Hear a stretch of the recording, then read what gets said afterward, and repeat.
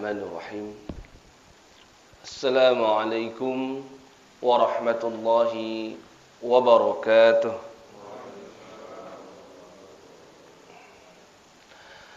Innal hamdalillah nahmaduhu wa nasta'inuhu wa nastaghfiruh wa na'udzu billahi min shururi anfusina wa min sayyiati a'malina. Man yahdihillahu fala mudilla lahu wa man yudlil fala hadiya lahu. Allahumma salli ala Muhammadin wa ala ali Muhammad kama sallaita ala ali Ibrahim wa barik ala Muhammadin wa ala ali Muhammad kama barakta ala ali Ibrahim fil alamin innaka Hamidum Majid. Allahumma subhanaka la ilma lana illa ma 'allamtana innaka antal alimul hakim. Wa 'allimna ma yanfa'una wanfa'na bima 'allamtana. Rabbana zidna ilman warzuqna fahman amin ya rabbal alamin. Thumma amma ba'du. Insyaallah pada sore ini kita lanjutkan pembahasan kitab Riyadhus Shalihin min kalami Sayyidil Mursalin yang sudah tertunda beberapa bulan dikarenakan kondisi yang menuntut kita untuk menghentikan sementara. Dan terakhir kita sudah membahas hadis nomor yang ke-40 masih pada bab sabar. Maka kita lanjutkan pada hadis nomor ke-41, hadis yang panjang. Namun kita akan ceritakan hadis ini secara substansinya saja. Hadis ini diriwayatkan oleh sahabat yang bernama Khabbab ibnul Arad. Mungkin jarang kita dengar nama sahabat ini, Khabbab ibnul Arad. Sahabat Nabi termasuk yang masuk Islam di awal-awal. Sahabat Nabi sallallahu alaihi wasallam yang memperjuangkan Islam di generasi awal, as-sabiqunal awwalun atau minas sabiqinal awwalin. Termasuk di antara sahabat yang masuk Islam di awal-awal. Sahabat ini menceritakan, syakauna ila Rasulillah sallallahu alaihi wasallam. Dulu kami pernah mengadu kepada baginda Nabi sallallahu alaihi wasallam, wa huwa mutawassidun burdatan lahu fi zillil Ka'bah.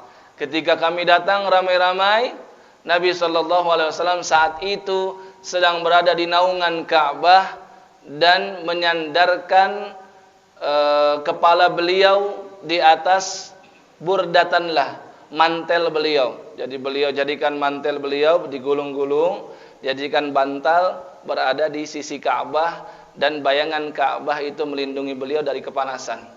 Jadi beliau saat itu sedang tidur-tiduran.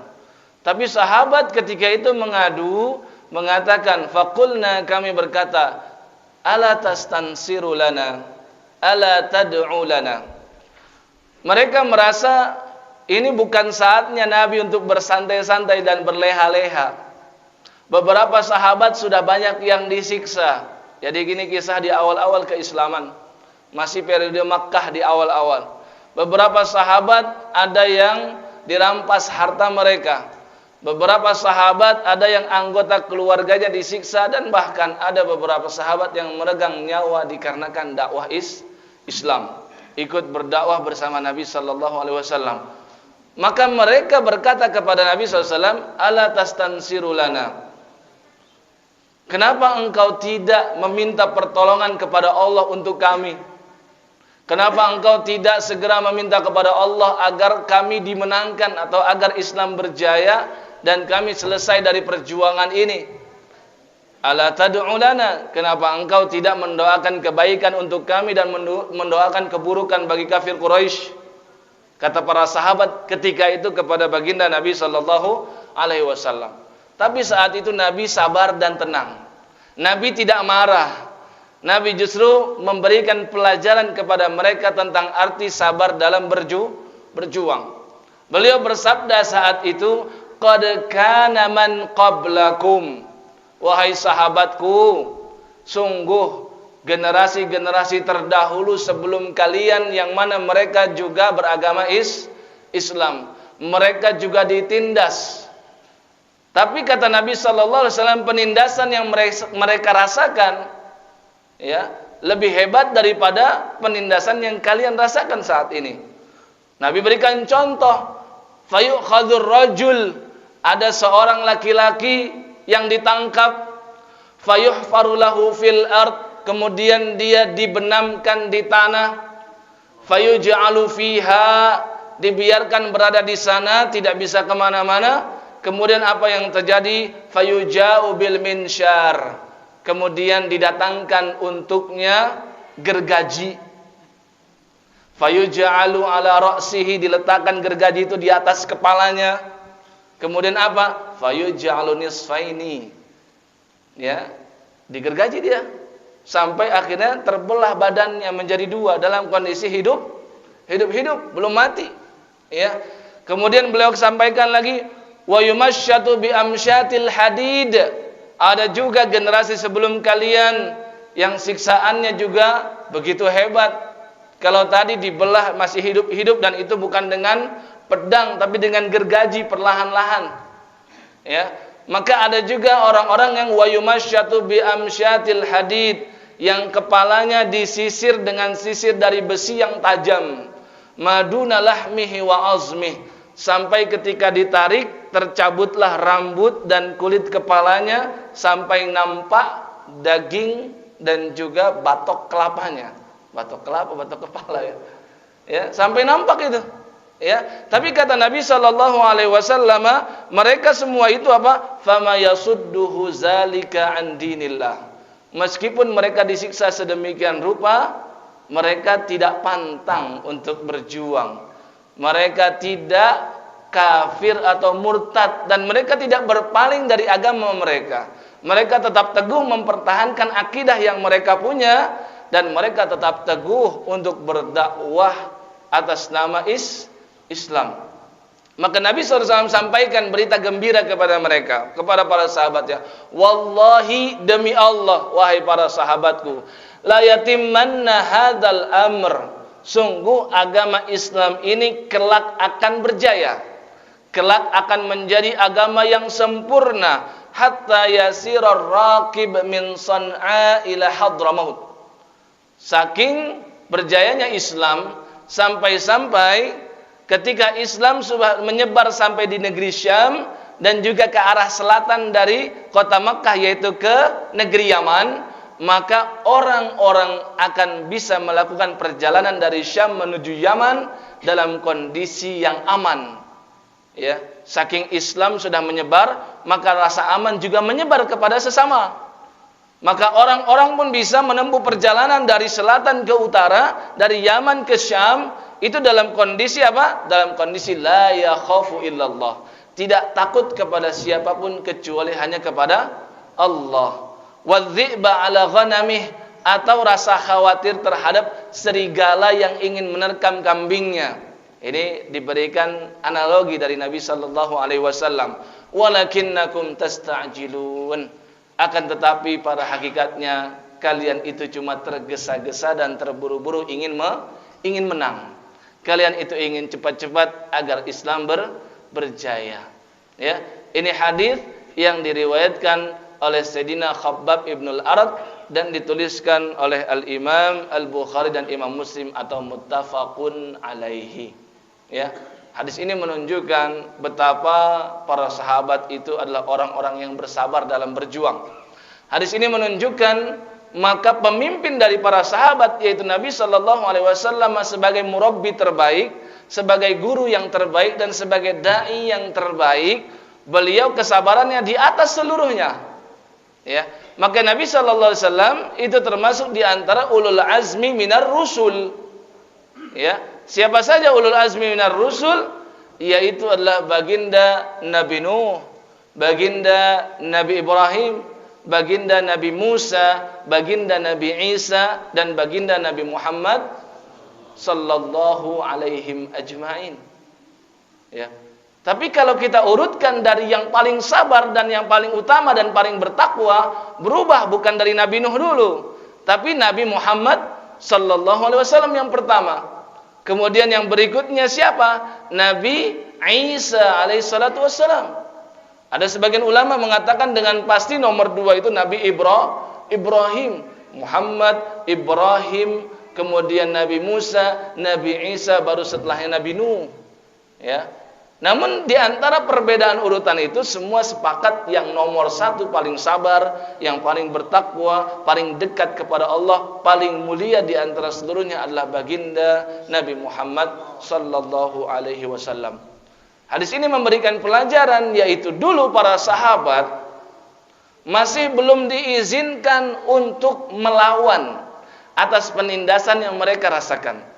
Jadi ketika masih di awal-awal dakwah, dahulu kaum muslimin belum diberikan izin oleh Allah Subhanahu wa taala untuk melawan kezaliman yang mereka rasakan. Maka para sahabat belum saat itu melakukan peperangan untuk melawan penindasan. Tapi yang mereka lakukan hanya sabar ditindas, sabar dirampas, sabar diapa-apakan oleh orang-orang kafir Quraisy.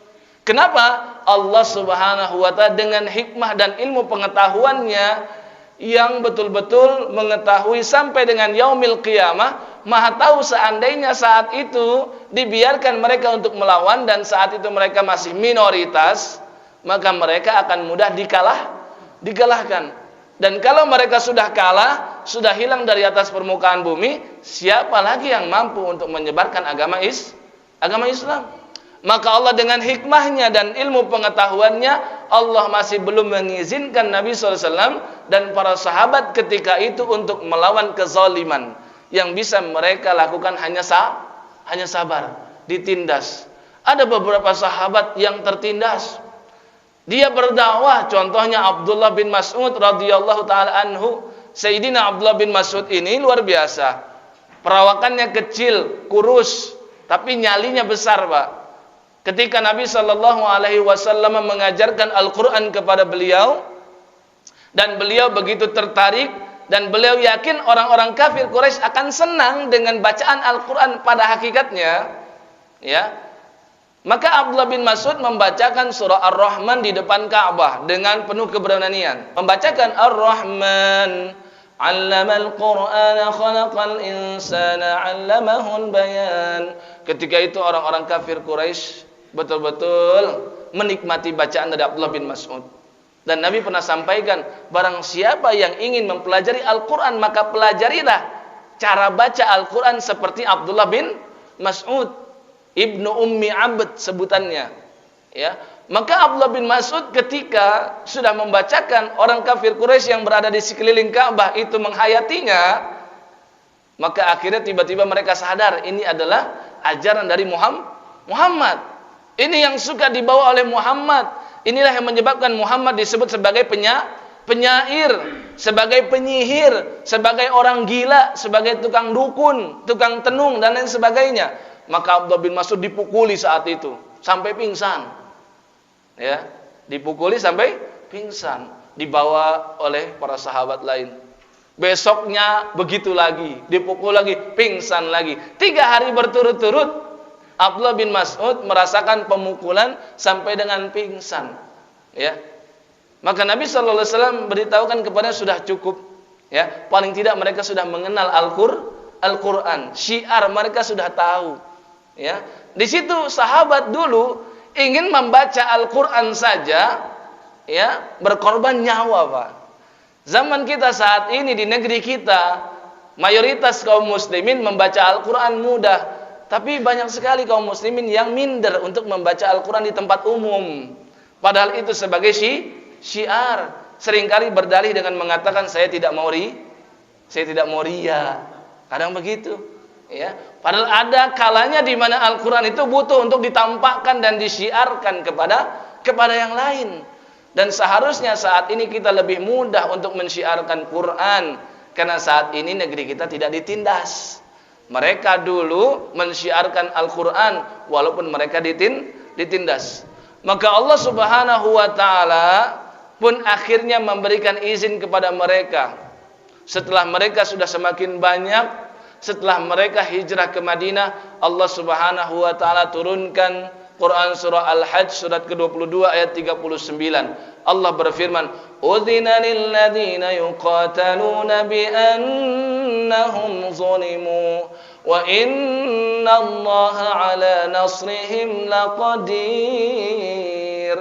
Allah telah mengizinkan kepada orang-orang yang yuqatalun, yang ditindas, yang dibunuh, yang diperangi, yaitulah kaum muslimin yang ada di zaman Nabi SAW saat itu. Bi annahum zulimu, karena mereka telah dizalimi betul. Ya, wa innallaha ala nasrihim laqadir, dan sungguh Allah Maha mampu untuk memberikan kemenangan kepada mereka. Karena mereka apa? Alladzina ukhriju min diyarihim bighairi haqq. Karena mereka adalah orang-orang yang diusir dari tempat tinggal mereka. Ya, mereka pindah ke Madinah. Mereka diusir dari kota Mekkah. Ya, bighairi haqqin, tanpa ada alasan yang jelas kecuali hanya karena mereka mengatakan illa an yaqulu rabbunallah. Kecuali hanya sekedar mereka mengucapkan Tuhan kami adalah Allah. Berapa banyak kaum muslimin yang ada di belahan bumi lain, di Myanmar, Burma, di Xinjiang, Cina, ya, di mana lagi, Pak? Banyak. Mereka hanya mengucapkan Tuhan kami adalah Allah. Mereka ingin beribadah, ingin menyembah Rabb-nya, tapi mereka diusir dan ditindas dari negeri kelahiran mereka. Ya, demikian yang terjadi di Palestina dan banyak. Di Indonesia pun bahkan ada beberapa tempat yang seperti itu. Ya, maka Allah Subhanahu wa taala telah berikan izin kepada para sahabat dan Nabi Shallallahu alaihi wasallam mulai saat ayat itu turun untuk melawan dan mengkanter penindasan yang selama ini mereka rasakan. Tapi bukan dalam bentuk untuk pembalasan dan dendam, bukan. Hanya sekedar untuk apa? Membela diri. Ya. Kemudian kita lihat dulu, para sahabat itu ada yang seperti keluarga Yasir, ya, yang mana mereka berkorban dengan nyawa. Di awal keislaman, Rasulullah Shallallahu Alaihi Wasallam menyaksikan dengan mata kepalanya sendiri beberapa sahabat yang disiksa sampai meregang nyawa. Di antaranya ada keluarga Yasir, ya, Yasir istrinya Sumayyah binti Al-Khayyat dan anaknya Ammar bin Yasir dan anaknya Ubaidullah bin Yasir. Satu keluarga disiksa dikarenakan Sumayyah itu adalah budak, dimerdekakan kemudian dinikahkan dengan ya seorang perantau dari Yaman yaitu Yasir. Maka keluarga Yasir ini nggak punya orang-orang yang bisa menolong mereka karena suaminya adalah pendatang, ya, sedangkan istrinya adalah bekas budak. Maka tuannya Sumayyah ketika mengetahui Sumayyah sudah beralih menuju agamanya Muhammad sallallahu alaihi wasallam, maka mereka satu keluarga disiksa. Ya, di situ juga ada Bilal, ya, karena dia masih menjadi budak. Dan Abu Bakar saat itu hanya memiliki uang untuk membebaskan Bilal, tidak memiliki uang untuk mampu membebaskan keluarganya ya Yasir. Maka Nabi sallallahu alaihi wasallam ketika melihat itu hanya berkata, "Sabran ya ala Yasir." Bersabarlah kalian wahai keluarga Yasir, fa inna mau'idakumul jannah. Diberikan angin segar. Nabi mengatakan, tapi sesungguhnya Allah telah menjanjikan kalian surga. Maka Sumayyah berkata, demi Allah aku bersaksi, aku ingin bersabar karena engkau telah berjanji dan janji engkau tidak mungkin diingkari. Keimanan.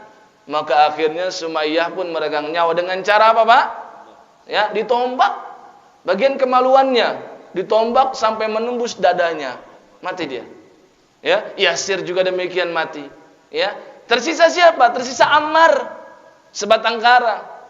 Ya, maka Ammar diperintahkan untuk apa? Untuk juga murtad. Tapi Ammar tidak mau. Namun Ammar diancam karena Ammar saat itu masih remaja, melihat kedua orang tuanya mati di depan mata dan melihat dia pun akan dibunuh. Maka Ammar pun mengucapkan kata-kata yang menunjukkan kekufuran dan menjadikan mereka senang. Akhirnya Ammar dibebaskan. Setelah dibebaskan, Ammar tidak tenang. Apa masalahnya? Akidahnya dia anggap sudah dia gadai, ya, demi keselamatan nyawa. Namun ketika Nabi Shallallahu Alaihi Wasallam mendengar aduan dari si Ammar, maka Nabi Shallallahu Alaihi Wasallam memberikan kabar gembira kepada Ammar. Wahai Ammar, bergembiralah. Allah Subhanahu Wa Taala telah menurunkan ayat untuk dirimu.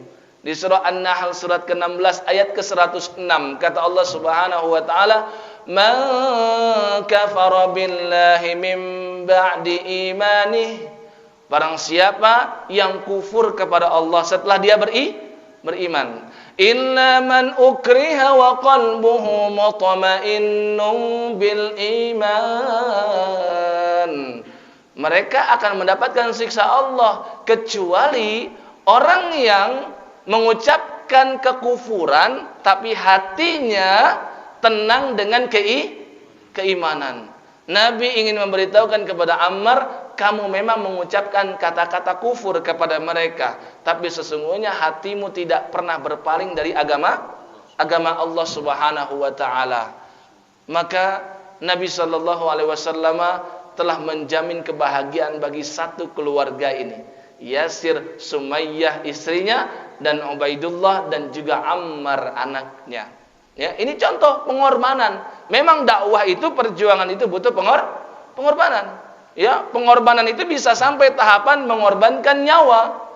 Ya, pernah nggak mendengar kisah Ashabul Ukhdud, Pak? Ya, ini contoh pengorbanan nyawa.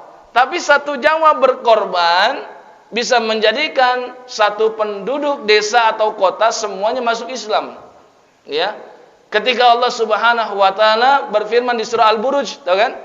Was-samaa'i dzatil buruj wal yaumil maw'ud wa syahidin wa mashhud qutila ashabul ukhdud. Binasalah ashabul ukhdud, orang-orang yang telah membuat parit. An-nari dzatil waqud, parit mereka buat dan mereka isi kayu-kayu bakar di sana dan mereka bakar kayu tersebut. Jadi ini parit api. An-nari dzatil waqud. Ya, apa yang mereka lakukan? Mereka memaksa seluruh penduduk di sebuah desa atau kota untuk mati dan masuk ke dalam parit tersebut dalam kondisi hidup-hidup. Ya. Apa sebabnya? Nabi terangkan di dalam kitab, ya, riwayat Sahih Imam Muslim. Ya, riwayatnya sahih, yaitu adalah dahulu kala ada seorang raja yang memiliki penyihir. Raja ini mengaku dirinya Tuhan.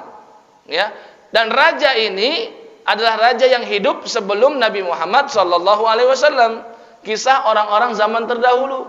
Raja ini memiliki penyihir. Penyihirnya berkata kepada raja, "Wahai raja, ya Malik, sesungguhnya aku semakin tua renta. Ya, bagusnya engkau memberikan aku seorang murid anak-anak, aku ajarkan sihir kepada dia dan bisa meregenerasi, ya, agar engkau memiliki penyihir baru yang masih muda. Khawatir saya sudah mati nanti, sebentar lagi mati."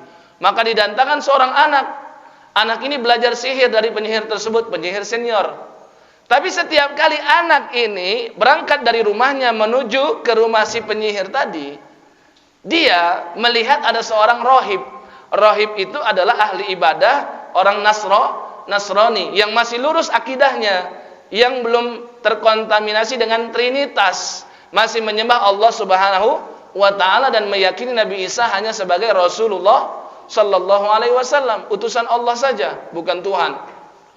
Maka rohib ini, ya, mengajarkan juga kepada si anak tentang ilmu ketauhidan, tentang Alkitab, Injil dan sebagainya. Dan rohib ini memiliki karomah, Pak, memiliki karomah. Maka setiap kali si anak ingin menuju rumah penyihir, dia pasti datang terlambat, karena dia belajar dulu dari si rohib dan dia tidak pernah cerita.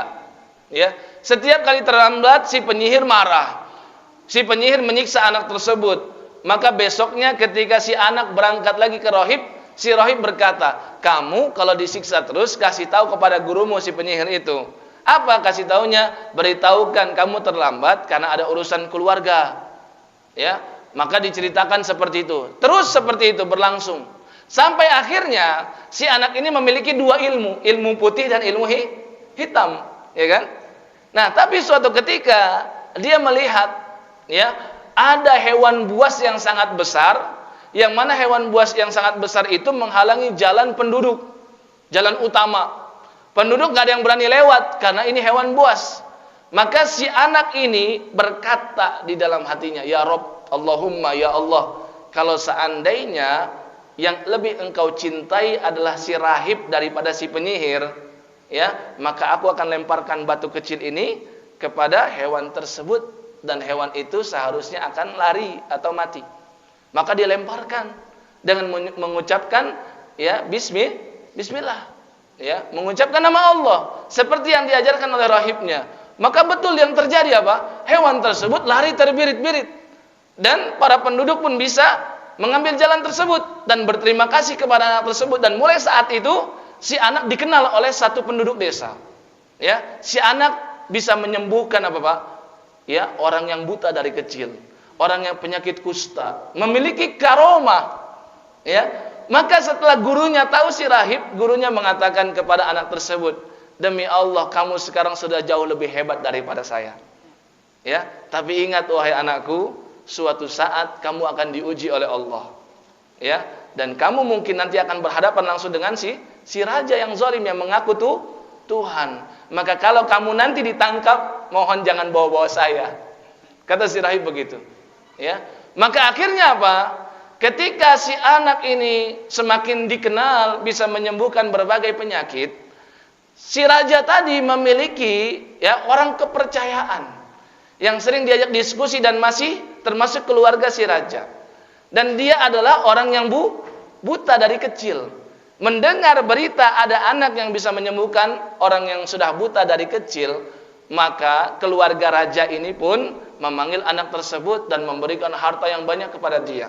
Apa kata sang anak? Demi Allah, bukan saya yang menyembuhkan penyakit, tapi Allah yang menyembuhkan. Kalau kamu berkenan dan mau, kamu masuk Islam, ya, ucapkan syahadat, nyatakan ketauhidan kepada Allah Subhanahu wa taala, maka aku akan berdoa kepada Allah dan Allah akan menyembuhkan penyakitmu. Dia lakukan, Pak. Akhirnya didoakan oleh anak, terus sembuh. Ya, setelah sembuh, namanya si raja, ya, sering ngobrol kan sama si buta tadi kan. Ketika bertemu lagi ngobrol, kaget si raja, kok kamu bisa ngelihat sekarang? Ya, siapa yang menyembuhkan kamu? Dia ucapkan, Rabbi, yang menyembuhkan aku adalah Tuhanku Allah. Waduh. Ya. Maka si raja berkata, ya, walaka rabbun siwaya, kamu punya Tuhan selain saya? Kata si raja begitu. Ya. Maka orang ini sudah bertauhid, dia nyatakan dengan sungguh-sungguh, aku memiliki Tuhan selain kamu. Kamu cuma makhluk Allah. Maka si keluarga raja ini disiksa. Dipaksa untuk ngomong, dari mana kamu? Ajaran siapa ini? Ya, maka dipanggil si anak tadi. Ya, si anak mau disiksa tapi masih kecil. Maka dipanggil, siapa yang ngajarin kamu agama baru ini? Maka si anak pun memanggil si rahib tadi. Padahal si rahib tadi kan sudah berkata jangan bawa-bawa saya kan? Maka 3 orang ini disiksa. Yang 2 mati, keluarga raja mati, dan si rahib juga mati, guru dari si anak. Tapi si raja masih memiliki belas kasihan kepada si anak. Ya. Maka akhirnya apa? Dia nggak langsung bunuh, tapi dia punya cara. Caranya bagaimana? Dibawalah si anak ini bersama dengan pengawalnya yang banyak, dengan pengawalan yang ketat. Dibawa kemana? Dibawa ke atas gunung. Si anak dilemparkan dari gunung ke tebing, ya, dilemparkan. Kemudian apa yang terjadi, Pak? Ya, Allah murka dengan hal itu, maka pengawal-pengawal itu dibinasakan oleh Allah. Dan si anak masih hidup, balik lagi ke raja. Ya, jadi berangkat bareng-bareng, pulang sendirian, masih dalam kondisi hidup. Kaget si raja. Ini anak memang bukan anak main-main. Ya, maka akhirnya apa? Si raja perintahkan lagi pengawalnya, bawa lagi dengan pengawalan yang ketat, bawa ke lautan. Ya, sampai di tengah, benamkan si anak itu, tenggelamkan dia. Kemudian kalian pulang lagi. Maka sampai di tengah laut, si anak ditenggelamkan. Ya, Allah murka, mereka pengawal itu juga ditenggelamkan oleh Allah. Mereka mati, si anak balik lagi ke raja. Gak mati-mati anak ini. Ya. Maka akhirnya si anak berkata kepada si raja, ya, kamu betul-betul ingin membunuh saya? Ya, kalau kamu mau, saya beritahukan kuncinya. Ya, kamu hadirkan seluruh penduduk, ya, untuk menyaksikan kematian saya, kata si anak. Dan kamu bisa membunuh saya dengan cara apa? Suruhlah pemanah yang paling ulung di antara dirimu. Kemudian panahlah aku dan ucapkanlah Bismillahi Rabbi hadzal gulam. Jadi si anak ini memiliki kesempatan supaya satu penduduk masuk Islam semua. Supaya satu penduduk, ya, meyakini kebesaran Allah dan mentauhidkan Allah, maka si anak tersebut memberikan pengajaran, ya.